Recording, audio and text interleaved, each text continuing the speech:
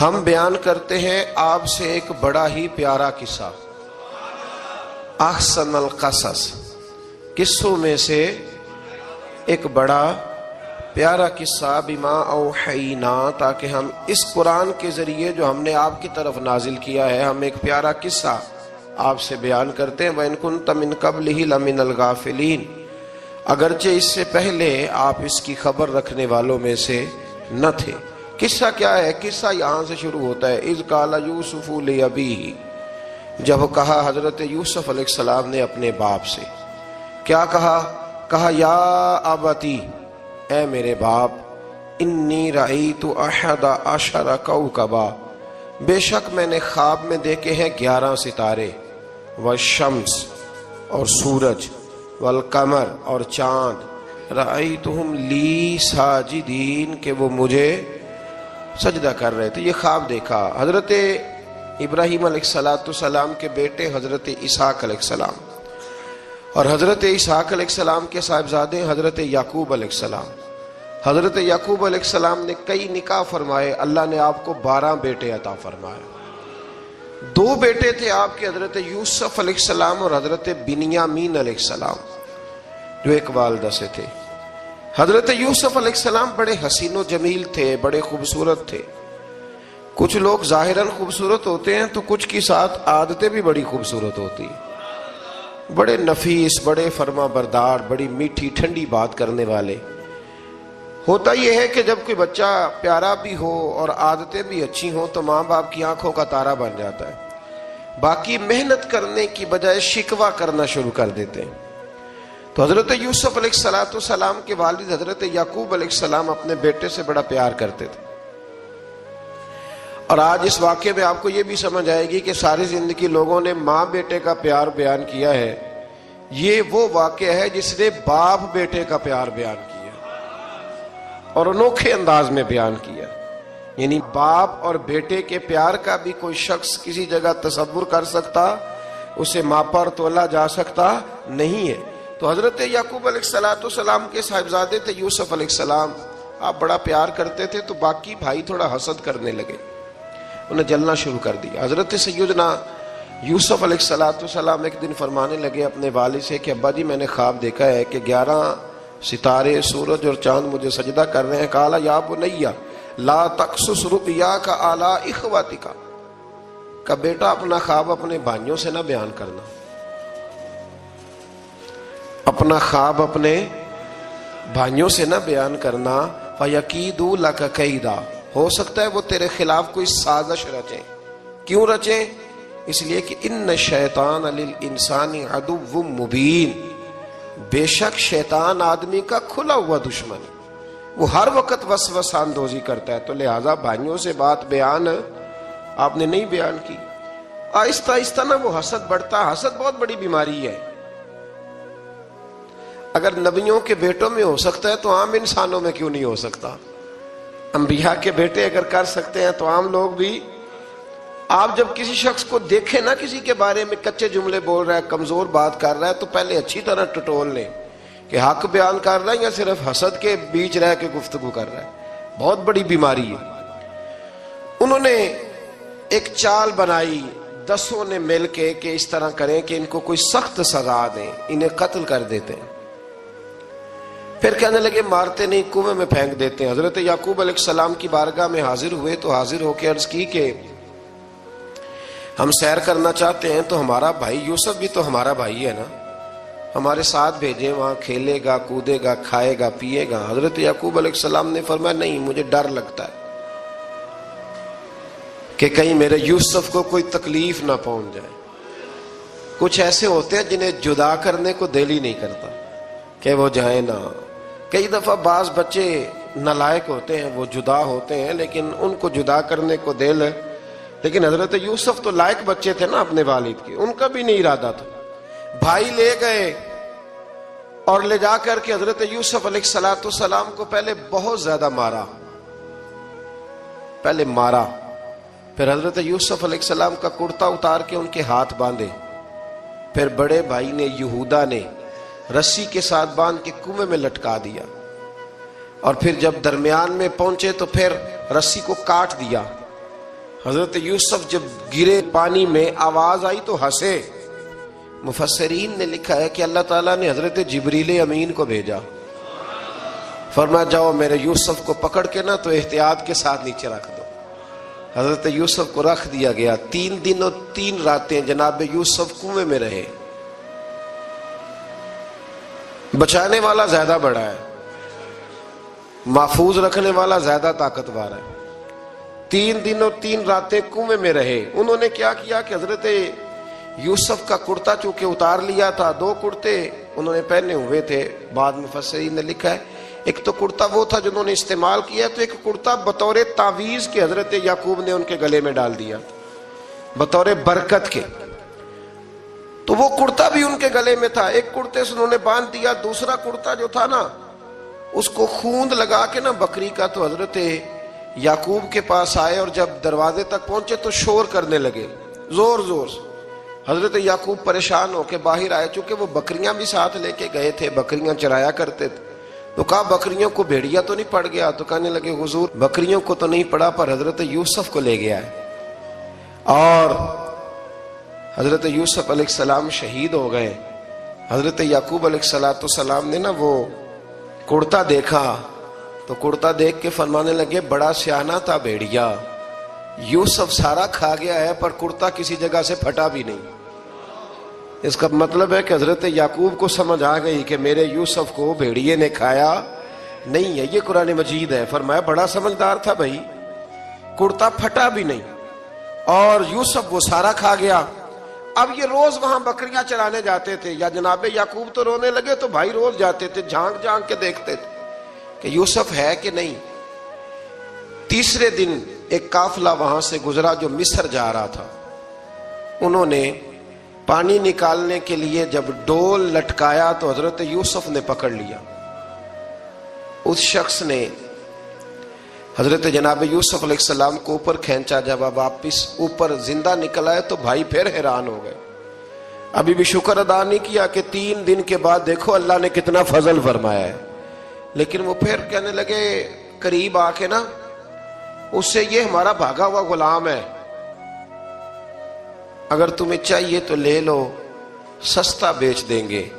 حضرت یوسف کا قول بعد مفسرین نے لکھا ہے. آپ فرماتے ہیں کہ مجھے جب انہوں نے تھپڑ مارے تو اتنی تکلیف نہیں ہوئی، کنویں میں پھینکا تو اتنی تکلیف نہیں ہوئی. تکلیف تب ہوئی جب انہوں نے مجھے بھائی نہیں مانا اور کہنے لگے یہ ہمارا بھاگا ہوا غلام ہے. تو کہا کتنے کا بیچو گے؟ کہا تم 20 درہم دے دو اور لے لو. 20 درہم کا جناب یوسف کو بیچ دیا. وہ لے گئے مصر کی منڈی میں. وہاں قیمت لگنے لگی کتنے ہزار، اتنے ہزار، اتنے ہزار. اللہ اکبر. جناب یوسف کہتے میں نے وہ رنگ بھی دیکھا کہ جب میرا باپ سب سے بڑھ کر مجھ سے پیار کرتا تھا اور آج میں وہی یوسف ہوں جس کی بولیاں لگ رہی، جس کی بولیاں لگ رہی. عزیز مصر آ گیا. مصر کا جو مال خزانہ کا مالک تھا وہ شخص آ گیا. اس میں بھی کئی اقوال ہیں کہ وہ بادشاہ تھا کہ کیا تھا. بہرحال عزیز مصر آیا، خزانوں پر قبضہ اسی کا تھا. اس نے حضرت یوسف علیہ السلام کے وزن کے برابر سونا تول کے دیا، وزن کے برابر چاندی تول کے دی، وزن کے برابر اس نے ہیرے جواہرات دیے. پھر گھر لے گیا. اور جناب یوسف علیہ السلام فرماتے ہیں میں ایک آزمائش سے نکلا، جب گھر آیا تو بڑے سکون سے رہنے لگا. عزیز مصر نے اپنی بیوی زلیخا سے کہا اس کا خاص خیال رکھنا. فرماتے محبت ملنے لگی، پیار ملنے لگا، گھر میں بڑی خوشی سے رہنے لگا. پر اللہ کو کچھ اور ہی منظور تھا. آزمائش پر آزمائش ذرا دیکھیے گا. پہلے باپ کا پیار، پھر کنواں، پھر کنویں سے بچ گئے تو مصر کی منڈی. فرماتے ہیں وہاں سے میں بچ کے آیا تو عزیز مصر کے گھر رہنے لگا. زلیخا فریفتہ ہو گئی، گناہ کی دعوت دینے لگی. تو حضرت یوسف نے کہا قال معاذ اللہ، میں اللہ کی پناہ چاہتا ہوں. سارے دروازے بند کر کے جب وہ پیچھے بھاگی. اصل حسین وہی شخص ہوتا ہے جو اپنے باطن کے حسن کو بچا لیا کرتا ہے. جو سوداگری کرنے لگے وہ تھوڑا حسین ہوتا ہے. حضرت یوسف علیہ السلام جب بھاگے تو اس نے پیچھے سے پکڑ کے کرتا کھینچا، کرتا پھٹ گیا. ابھی آپ دروازے تک پہنچے تھے، عزیز مصر خود آ گیا.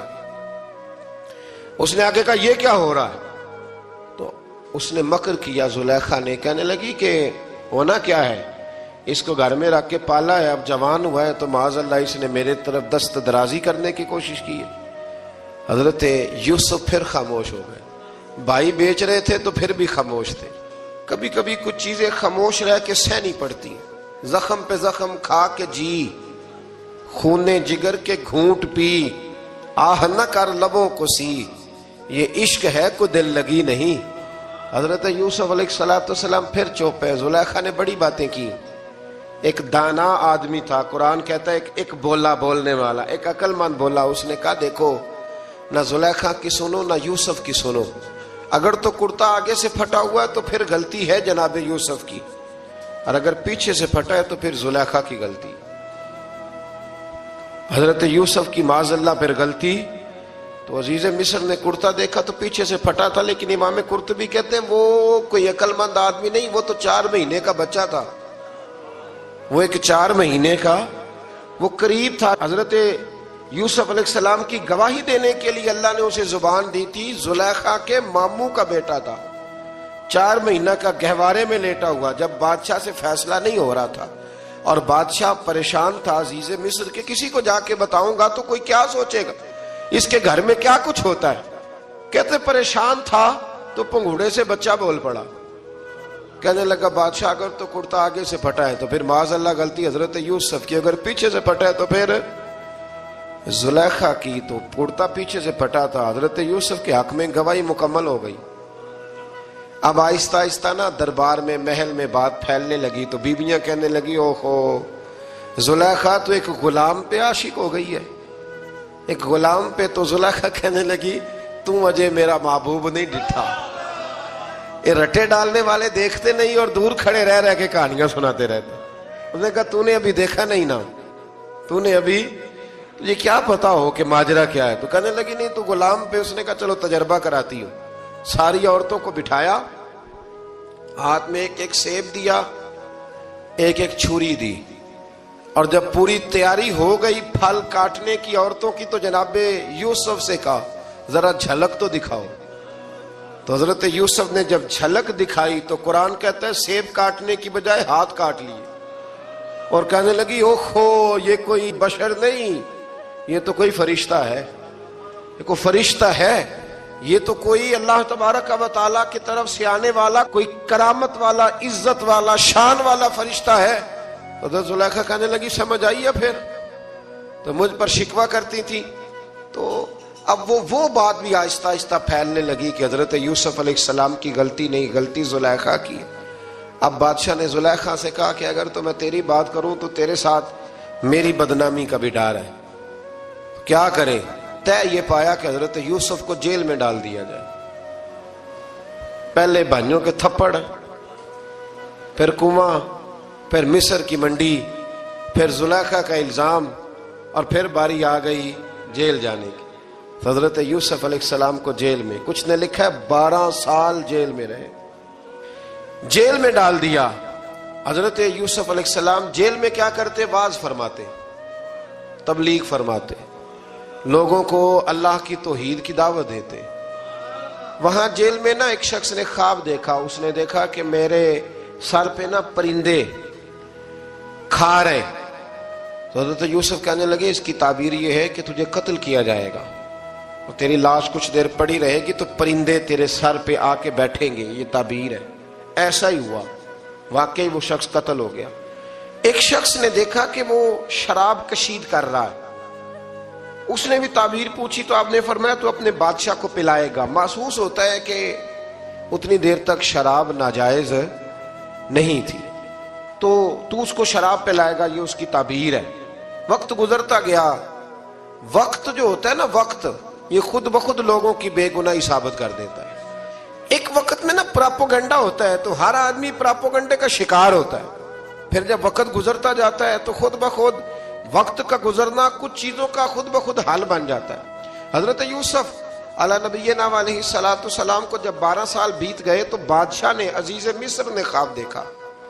اس نے خواب دیکھا کہ 7 موٹی تازی گائیں دبلی پتلی گائیں کو کھا گئی، اور 7 خشک بالیاں ہیں اور 7 سرسبز و شاداب بالیاں ہیں۔ اپنے وزیر سے کہنے لگا کوئی تعبیر والا بندہ ملے. اس نے کہا کہ ایک بندہ ہے جس کی تعبیریں بڑی سچی ہیں. کہا وہ کون؟ کہنے لگے جناب یوسف. تو قید خانے میں پیغام بھیجا حضرت یوسف کو کہ خواب کی تعبیر بتائیں. تو جناب یوسف نے یہ نہیں کہا پہلے مجھے باہر نکالو، یہ نہیں فرمایا. فرمایا تعبیر یہ ہے، یہ جو 7 خشک بالیاں دیکھی ہیں نا، اس کا مطلب ہے کہ 7 سال تنگ دستی رہے گی، اور 7 سال سبز بالیاں دیکھی ہیں تو پھر 7 سال اللہ خوشحالی دے دے گا.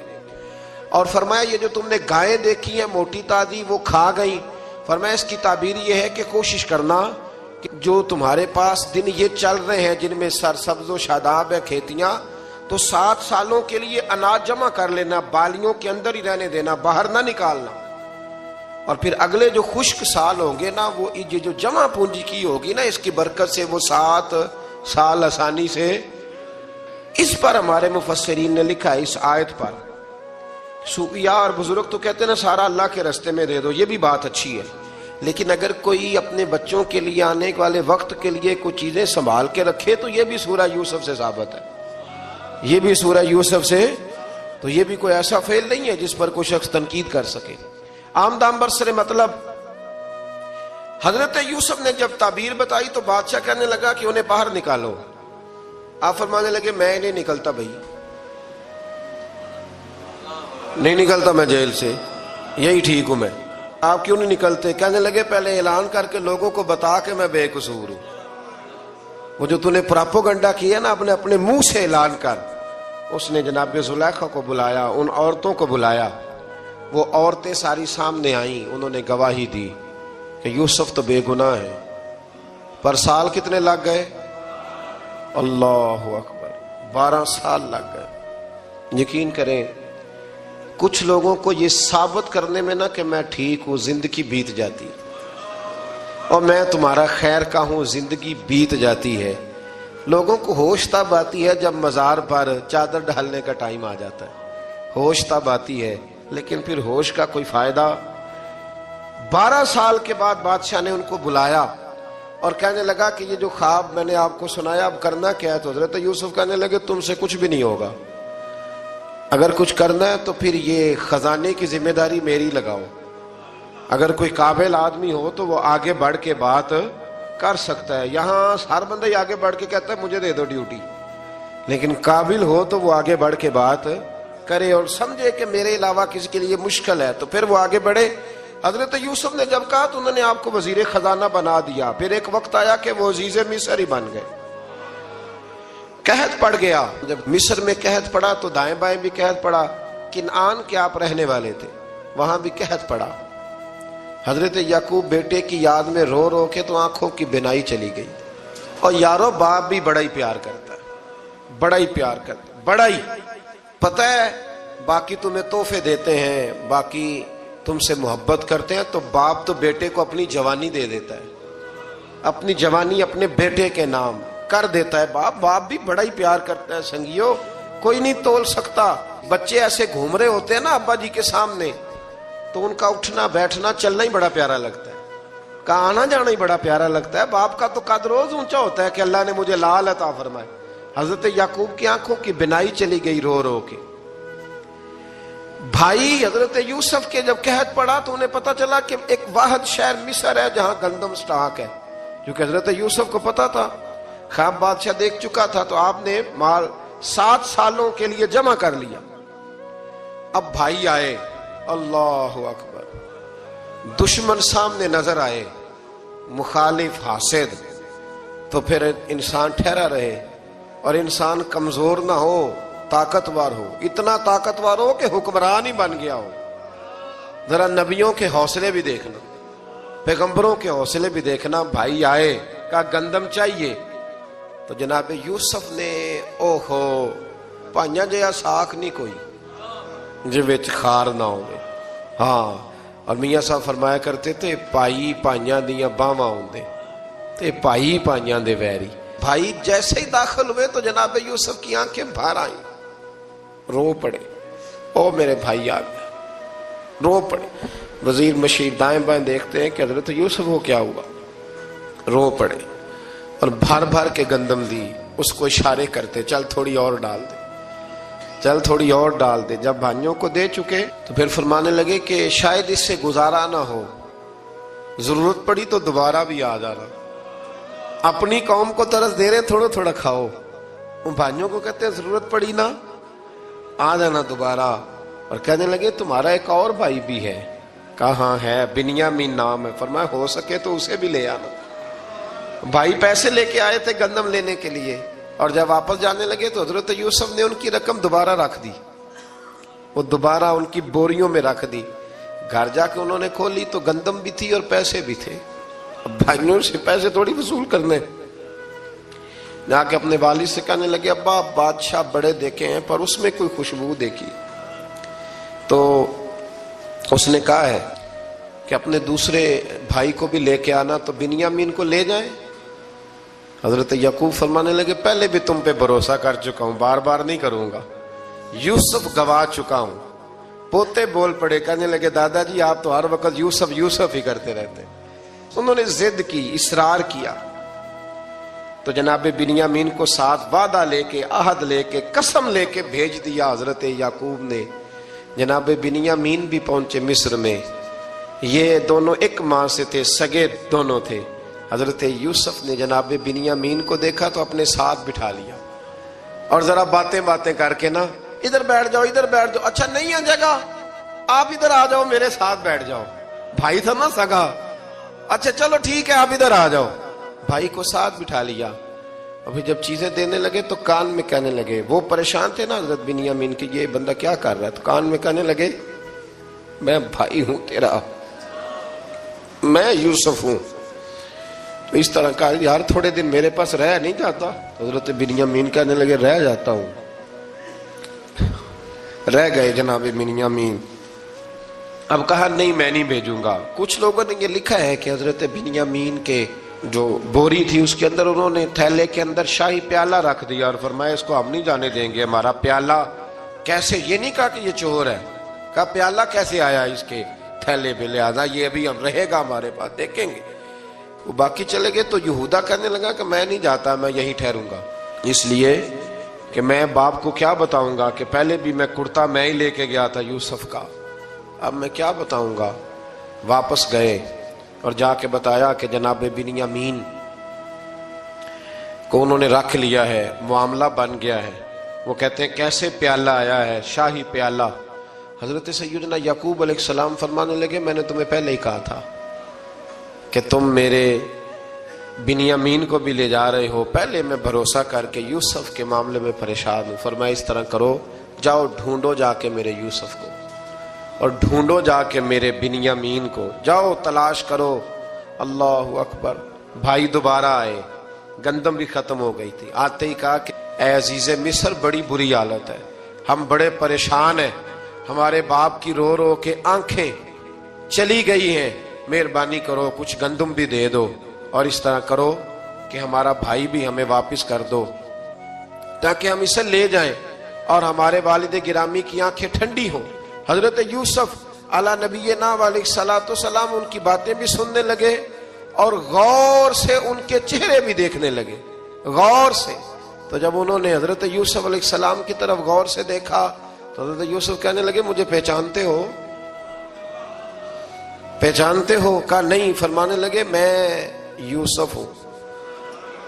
قال انا یوسف، کہنے لگے میں یوسف ہوں، اور حضرت بنیامین کی طرف اشارہ کر کے کہنے لگے وہذا اخی، اور یہ میرا بھائی ہے، میں یوسف ہوں اور یہ میرا بھائی ہے۔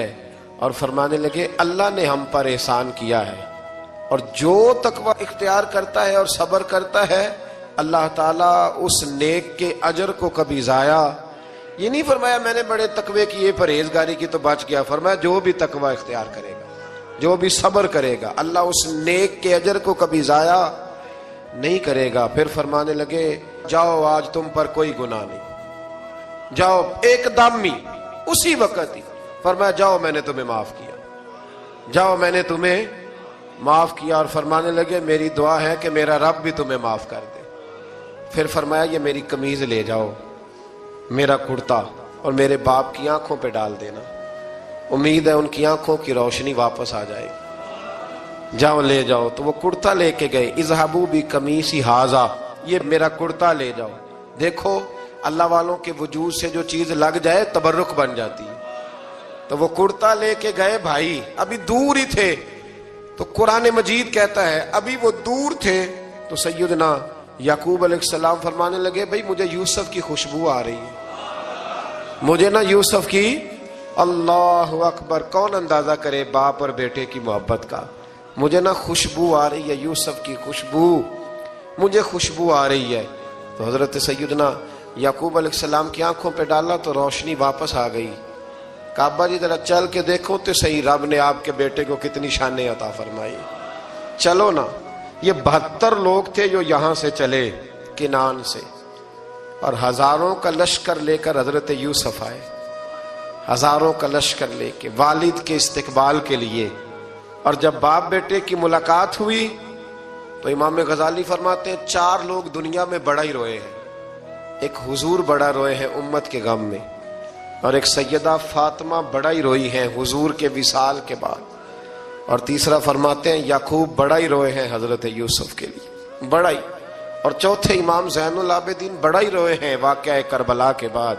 یہ 4 لوگ بڑا ہی روئے. پھر جب ملاقات ہوئی دونوں کی تو اس درد سے ملاقات ہوئی کہ ہر آنکھ اشک بار ہو گئی. باپ بیٹا اتنی وارفتگی سے مل رہے تھے، اتنی وارفتگی سے کہ دائیں بائیں انہیں خبر ہی نہ رہی کہ باقی لوگ بھی ہیں.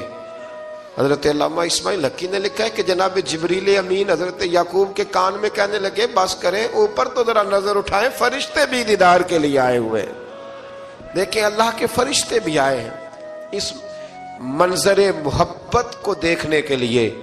حضرت سیدنا یعقوب علیہ السلام، حضرت یوسف کی والدہ اور پھر آپ کے 11 بھائی سارے آپ کے لیے سجدے میں گر گئے. تو حضرت یوسف کہنے لگے ابا جی یہ وہ میرا خواب ہے جو میں نے بچپن میں دیکھا تھا، یہ وہ میرا خواب ہے. حضرت سیدنا یعقوب علیہ السلام پھر کم و بیش لگ بھگ 23 سال، کچھ نے لکھا ہے 40 سال مصر میں رہے. اور جب وصال ہونے لگا تو حضرت یوسف سے فرمانے لگے بیٹا مجھے یہاں دفن نہ کرنا، مجھے وہیں لے جانا جہاں میرے والد دفن ہے. وہاں جا کے وہ دفن ہوئے. حضرت یوسف علیہ السلام نے پھر سالوں حکومت کی مصر پر، پھر وہیں ان کی تدفین ہوئی. اور جب تدفین ہوئی تو اختلاف ہو گیا. ہر قبیلہ کہتا تھا ہم نے اپنی طرف یوسف کو دفن کرنا ہے، اس لیے کہ جس طرف ان کو دفن کریں گے خوشحالیاں ہوں گی. پھر فیصلہ ہوا کہ سنگ مرمر کے تابوت میں رکھ کے حضرت یوسف کو دفن کیا جائے، اور دفن کرنے کے بعد ایسی جگہ پہ دفن کیا جائے جہاں سے پانی چھو کے گزرتا ہے. تو ان کو وہاں دفن کیا گیا، پانی چھو کے گزرتا تھا، لوگ کھیتیوں کو لگاتے تھے اور مصر سرسبز و شاداب رہتا تھا. اور پھر حدیث پاک میں موجود ہے، مولا علی شیر خدا رضی اللہ تعالی عنہ فرماتے ہیں کہ نبی کریم علیہ الصلوۃ والسلام کی بارگاہ میں ایک اعرابی آیا. حضور نے فرمایا کچھ مانگ لو. اس دیہاتی سے حضور نے فرمایا ہے آج وہ مائل باتا اور بھی کچھ مانگ لے. تو وہ کہنے لگا حضور آپ مجھے سواری کے لیے اونٹ دے دیں. حضرت علی کہتے ہیں میں نے کہا ہے افسوس، مانگا بھی تو کیا مانگا. حضور نے فرمایا چل کچھ اور مانگ لے. کہنے لگا چلے آنے جانے کے لیے کرایہ بھی دے دیں، زادرہ بھی دے دیں، کھانے. کیا مانگا؟ تو حضور علیہ السلام نے اسے دے دیا. تو محبوب فرمانے لگے تجھ سے تو موسیٰ علیہ السلام کے دور کی وہ بوڑھی اچھی تھی. کہا وہ بوڑھی کون سی بوڑھی؟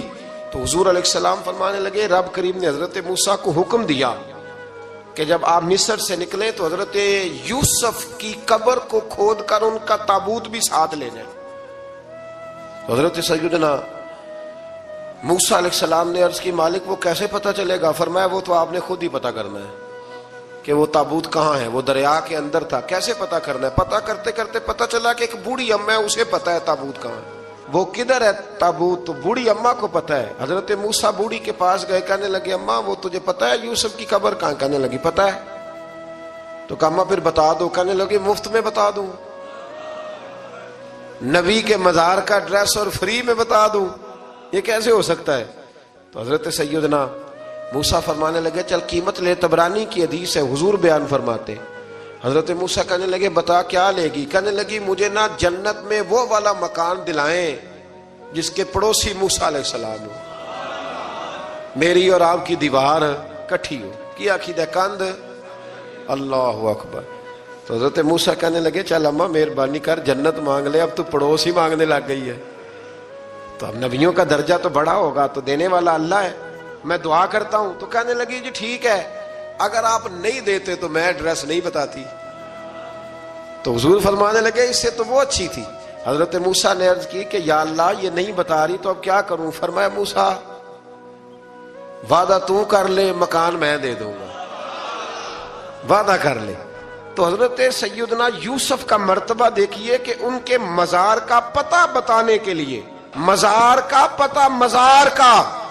پتہ بتانے کے لیے اس خاتون نے حضرت موسیٰ سے جو قیمت لی وہ یہ تھی کہ میں جنت میں آپ کی پڑوسی بنوں گی پھر ایڈریس بتاؤں گی. تو حضرت موسیٰ نے وعدہ کیا تو پھر اس نے پتہ بتایا کہ فلاں جگہ مزار ہے.